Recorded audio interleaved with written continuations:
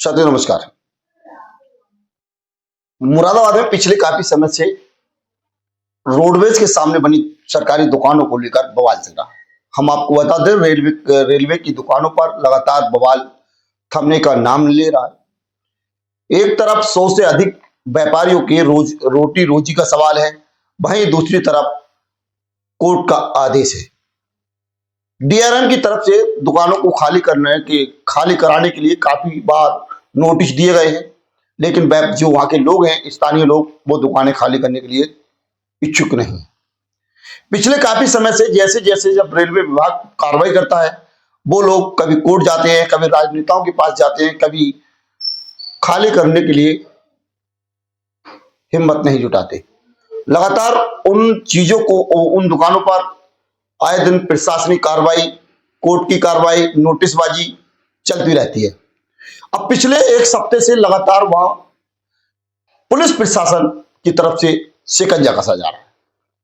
Railway की तरफ से पुलिस फोर्स को बुलाया जाता है, दुकान खाली कराने के लिए कहा जाता है, और आज वो दिन आया कि आज सभी दुकानों के गेट पर लाल चिन्ह लगा दिए गए। उन्हें 3 दिन पहले भी ये नगर विधायक रितेश गुप्ता की मौजूदगी में सभी दुकानदारों को डीआरएम की तरफ से कहा गया था कि आपको 3 दिन का समय दे रहे हैं, आप इन्हें खाली कर दीजिए। लेकिन दुकानदारों का कहना है कि कुछ कोर्ट में है। वहीं एक चीज नहीं देखने मिली कि इस मामले में समाजवादी और भाजपा के दोनों ही पार्टियों के नेता एड़ी से लेकर चोटी से लेकर एड़ी तक और एड़ी से लेकर चोटी तक का जोर लगा रहे हैं कि इन दुकानों को खाली नहीं किया जाए। पहले आप उन जो स्थानीय लोग हैं, जो दुकानों के संबंध में लगातार वो लोग कब्जाधारी जो है दुकानों पर, उन्हें सुनिए उन्होंने क्या कहा। जो रेलवे विभाग है वो दुकानें तोड़ने के लिए पहुंचा है, क्या कहेंगे आप इस तरह की कार्रवाई? पहले तो मैं रेलवे विभाग से ये कहना चाहूँगा कि अपनी मनमानी बंद करें। हम कोई अक्रोचमेंट या कब्जाधारी या कोई सड़क छाप नहीं है। हमें रेलवे ने अलॉटेड दुकान करी है, हम रेलवे के अलॉटी हैं, और सन 1971, 72, 73 से 1982 तक रेलवे ने अलॉट दुकान करी है। हम 2002, 2005, 2006 तक किराया जमा करते हुए आए हैं। ये एनईआर में होती थी, एनईआर में लोग जाते थे, किराया जमा करते थे। ये कहते हैं 2002 में एनआर में ट्रांसफर हो गई हैं। जब आप पे एनआर में 2002 में ट्रांसफर हो गई हैं, 2004 में श्री रामनिवास गुप्ता जी की दुकान बनाई गई, उसका रिकॉर्ड भी एनईआर से मंगाया गया। यहाँ DNYS चौधरी थे अधिकारी, उन्होंने वहां से रिकॉर्ड मंगाया, वो दुकान बनवाई। उसका हमारे पे अखबार का ओरिजिनल पेपर सब है, हम आपको दिखाना चाहते हैं यहाँ पे। और उसके बावजूद इन्होंने हमें अक्रोचमेंट बताते हुए कोई किराया जमा नहीं करा, कुछ जमा नहीं करा। हम लगातार 2002 से 2004 से लगातार इनके पास जा रहे हैं किराया जमा करने के लिए। ये कहते हैं आपने हमारा किराया जमा नहीं करा।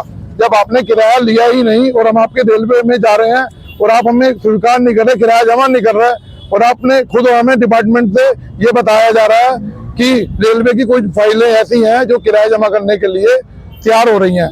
उसमें हमने ओरिजिनल पेपर, ओरिजिनल रसीदें कुछ दुकानों की हमने वहां जमा करी। कुछ फाइलें 70-80 तैयार हुई थी, समय रहते हुए के मल अधिकारी या डीआरएम साहब थे, उनके द्वारा उनका ट्रांसफर हो गया। उसके बावजूद अधिकारी आते रहे जाते रहे, किराया जमा नहीं हुआ। आज कार्रवाई करने रेलवे विभाग पहुंचा है, क्या कहेंगे? हम रेलवे विभाग से ये कहेंगे, कोर्ट का आदेश लेके आओ, हम स्वागत करेंगे इनका। किसी फोर्स की जरूरत नहीं पड़ेगी, हमें पहले जगह दी जाए, फिर हमें हटाया जाए। अभी विरोध रहेगा आपका? ये विरोध जारी रहेगा। अगर जो ये हमें जबरदस्ती हटाते हैं, कोई बुलडोजर लाते हैं, हम अपनी गर्दन नीचे रख देंगे, अपनी गर्दन कटवाने के लिए तैयार हैं। ऐसे आसानी से खाली नहीं करेंगे। क्यों? हम कोई कब्जाधारी नहीं है, हम किराया जमा करने के लिए आज भी तैयार हैं। जिनका जितना किराया बनता है पिछले रेटों के हिसाब से लें, नया किराया नए रेट के हिसाब से लें, पिछला महीने ब्याज लगा के देने को तैयार हैं। और ये कोर्ट के अंदर हमारे केस चल रहे हैं, कोर्ट का अपमान कर रहे हैं। हाई कोर्ट के स्टे हैं, हाई कोर्ट के स्टे के बाद हमारे यहाँ लोकल अदालत में मुकदमे चल रहे हैं। डीजे के यहाँ, डीजे में भी आदेश है चुके हैं। ये हमारे ये सब हमारे फेवर में 13 फाइलों पर भी आदेश हुआ है। बाकी हमारे कोर्ट के अंदर विचाराधीन मुकदमे हैं, जबकि इन्होंने ये क्रॉस के निशान लगाए हैं, उनके भी मुकदमे है। क्या मामला है आज जो दुकान? ये मामला सन 1971, 72, 73 से रेलवे ने दुकानें आवंटित करी थी। इज्जत नगर में इसका किराया जमा होता था। इसका किराया यहाँ की मार्केट ने 2002, 2005, 2007 तक का किराया जमा करा है।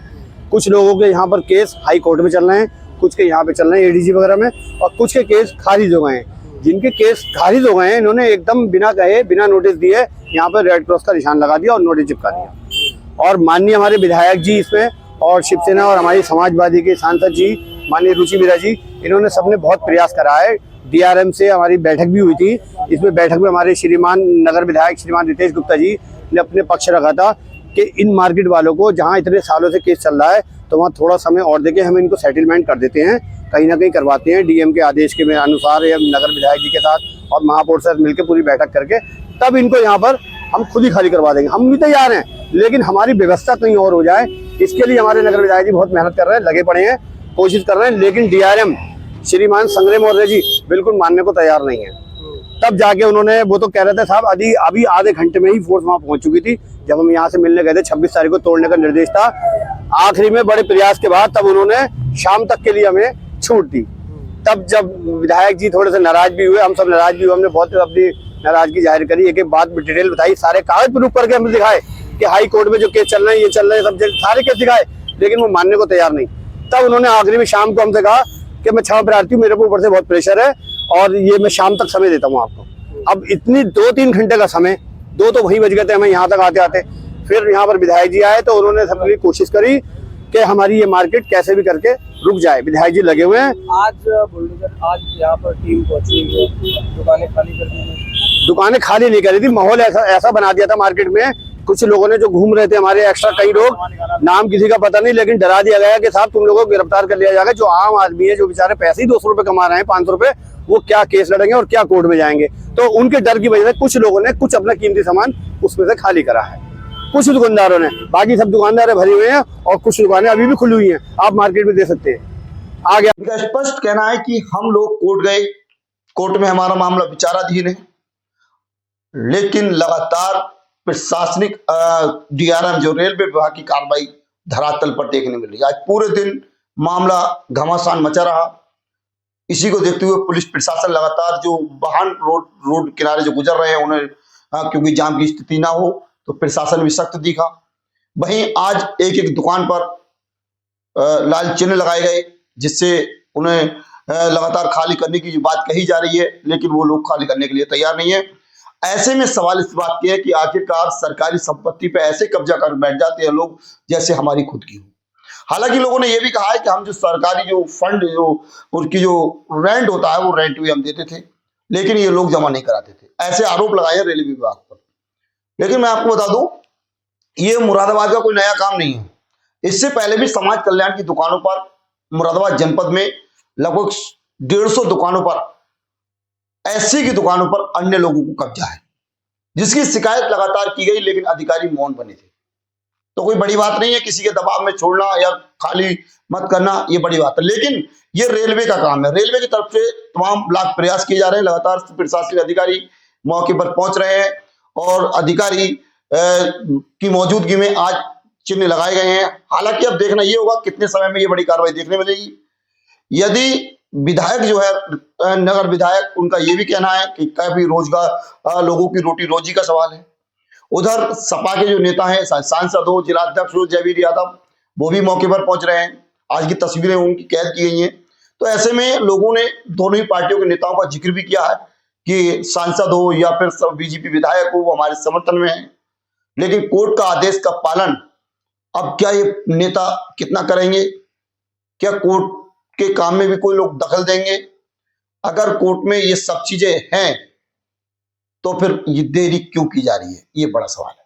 फिलहाल हम आपको बता दें, मुरादाबाद में ये 100 से अधिक दुकानें हैं जिन पर बड़ी कार्रवाई देखने मिल सकती है। ये रेलवे की दुकान है और रोडवेज अड्डे के ठीक सामने का ये मामला है। ऐसे में अब देखना ये होगा कि रेलवे विभाग की तरफ से क्या ठोस कदम उठाया जाता है और कितने समय में इन दुकानों को खाली कर बड़ी क्या कार्रवाई देखी जाएगी, ये बड़ा सवाल है। नमस्कार।